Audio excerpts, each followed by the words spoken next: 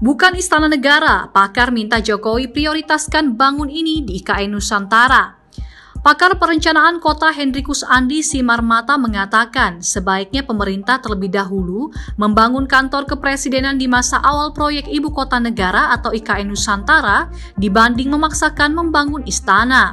Sebab menurut dia, proses pembangunan IKN Nusantara harus dilakukan bertahap dengan memperhatikan kesinambungan dengan wilayah pedesaan di sekitarnya ketimbang hanya memamerkan pembangunan fisik. Menurut Andi, masa 3-5 tahun pertama proyek pembangunan Ibu Kota Negara Nusantara adalah saat yang kritis dan penting untuk menunjukkan keseriusan komitmen pemerintah.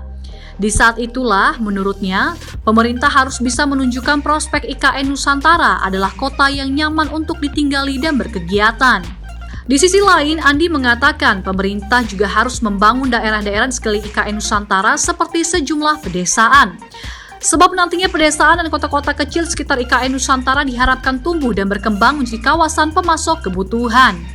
Cara pengembangan kawasan di sekitar IKN Nusantara menurut Andi adalah dengan menyisihkan anggaran pembangunan proyek untuk program memperkuat desa.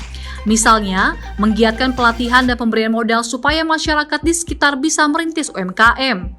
Atau bahkan membuka lahan untuk pertanian buat masuk kebutuhan pokok penduduk IKN di kemudian hari.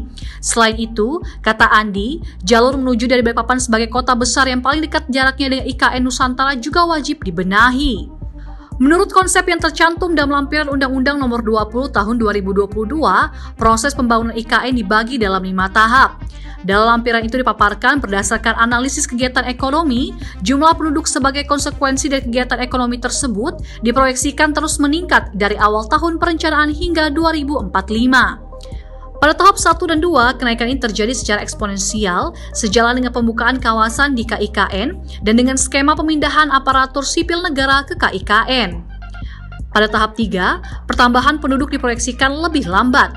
Kemudian meningkat kembali pada tahap 4 dan tahap 5 ketika seluruh kegiatan sektor ekonomi baru mulai berkembang. Terima kasih sudah nonton. Jangan lupa like, subscribe, dan share ya.